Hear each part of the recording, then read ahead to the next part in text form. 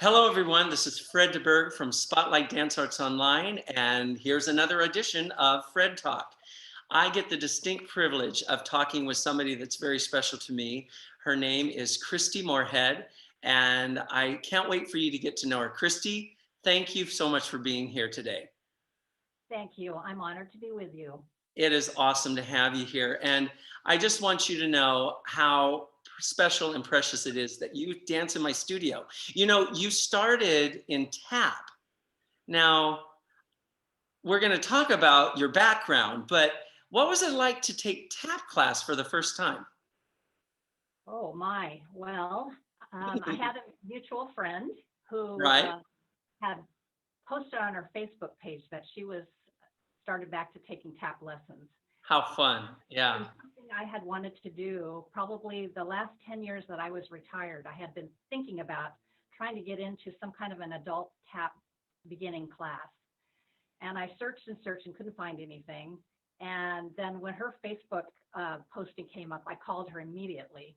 And I said, "Do you think I could come and take a class?" And she said, "Absolutely." And I said, "But I have never tapped in my life." And she said, "Doesn't matter. You're a dancer. You'll do fine." And so I came, and you let me join the class, and I've been taking ever since. And Oh, I'm let very you join the talented. class now, really. It was just so much fun. And it wasn't until a little bit later that I found out that you had interest in ballet. Little did I know your background. And I mean, I'll be honest with you, you intimidated me because I'm like, oh my, she's going to take my ballet class. Oh my goodness. But let's talk a little bit about ballet. Now, ballet for years was probably one of your first loves, wasn't it? Yes, absolutely. When did you start dancing ballet?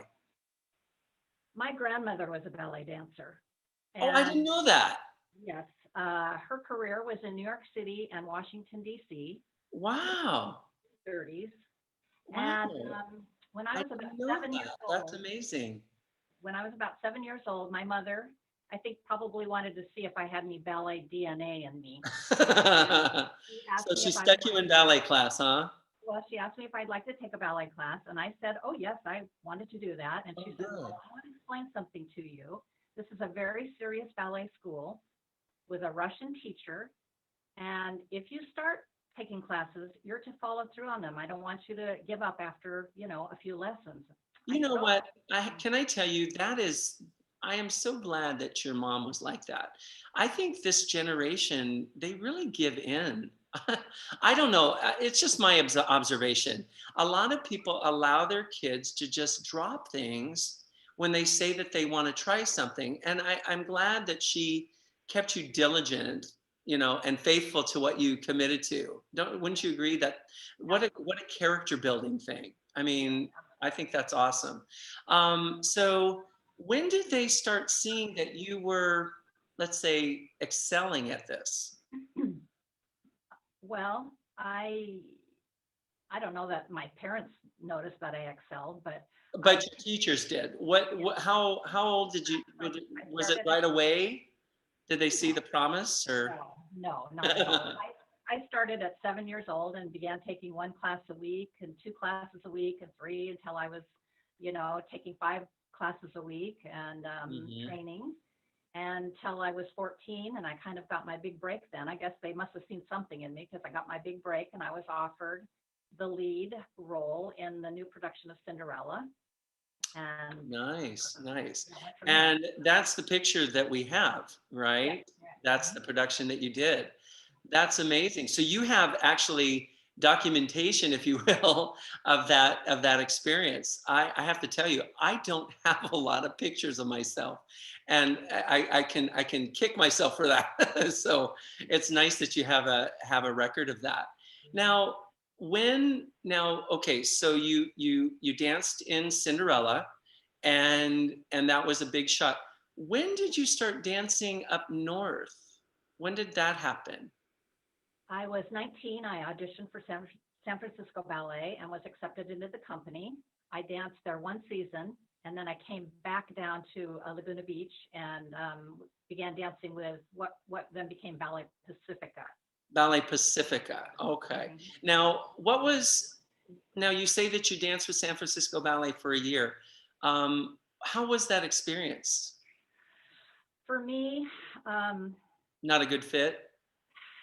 well, for one thing, the company was really going through some major changes at that time. Mm-hmm. And they were changing their look completely. They Oh, were going with a more of a New York City ballet look, a very certain height, certain gait, oh.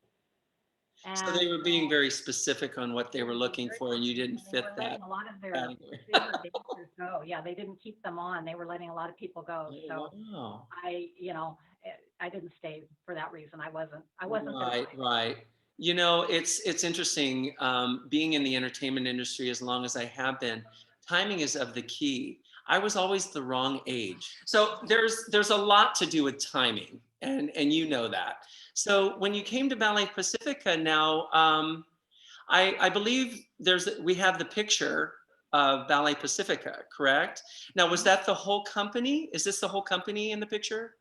No, that was no. There was quite a large school Okay. attached to the company, but those were I don't know how many were in that picture, 8 or 10 of us or something like that. But there Yeah, were I think so. those were the dancers that were offered a year-round dancing contract for the company. Oh, okay. Okay. Yeah. All right. So now, so you danced with them for how many years?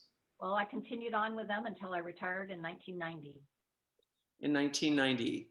Mhm. And wow. So did you teach ever, or did you I did some teaching in my when I was my teenage years and early 20s. I did some teaching, kind of supplemented my ballet income. Yes.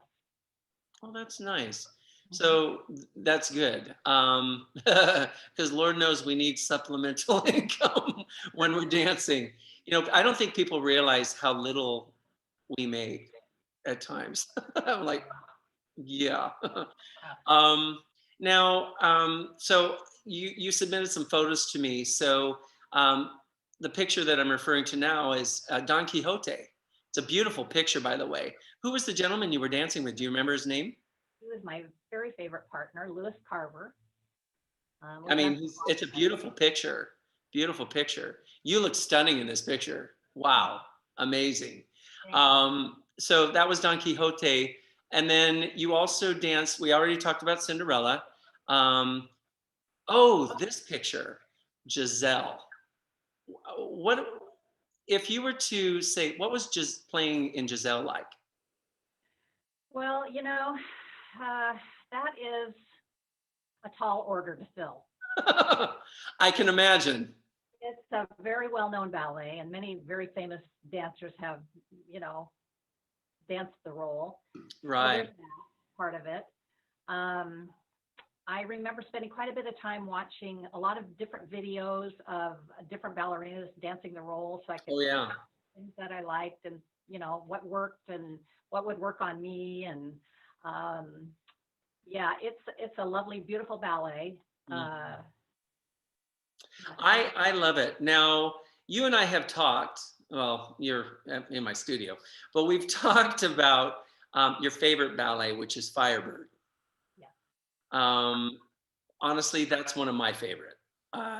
The to coin a phrase, the fieriness of some of the choreography is pretty amazing. Um, did you get to dance that? yes. I danced the Firebird. I was only had the opportunity to dance it twice. Oh, Um, okay. the Stravinsky score is exquisite. I love the It's music. beautiful. Anything. I think you're a beautiful dancer. And I know I'm seeing you dance at a very different time in your life, but boy, I think you're amazing, and I love dancing with you. I did want to talk to you a little bit. So both of us have watched a lot of changes in the dance world, and one of the things I've noticed is a tendency now in the dance world for what I would refer to as hyperextension. I just wonder sometimes if they're going to end up having difficulties when they get older, because I mean, some of their extension are just Yes. unbelievable, almost contortionist. I mean, it's just insane. Um, what do you think? What do you think about some of the trends of dance today? What is your feelings about that? and be Well, blatantly honest. No.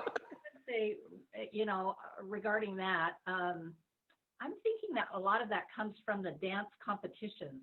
What do you think about that? I think you're absolutely right. I think you're absolutely, and I don't do competitive dance whatsoever. It's not my forte. I'm very much more like you into the art of dance and the physical exercise we get through dance and those kinds of things, not competition. I've seen adults look at me and say, "I'm too old to dance." What would you have to say to them? I mean, seriously. Well, I thought the same thing, Did you? but yeah, absolutely. But I don't know. Once I got back into a ballet class, and I heard the vocabulary, ballet vocabulary, and then Which I'm terrible at, by the way. So, began to but anyway, take a ballet bar. I just thought, oh, this is just like coming home to me. This is you know, this is the language I speak. for me, ballet wasn't my first focus, but I've told you that ballet was what brought me back after I had stopped for a period of time. Ballet was what brought me back. And I'm very grateful to ballet for that. Kristi, I want to thank you so much for this interview and just thank you for just being such a precious person at my studio. Thank you very much. You're very welcome. Ladies and gentlemen, this concludes this interview of Fred Talk in the Spotlight. Again, my name is Fred DeBerg, and I want you to remember, keep the arts alive in San Diego. God bless you guys. Have a great day.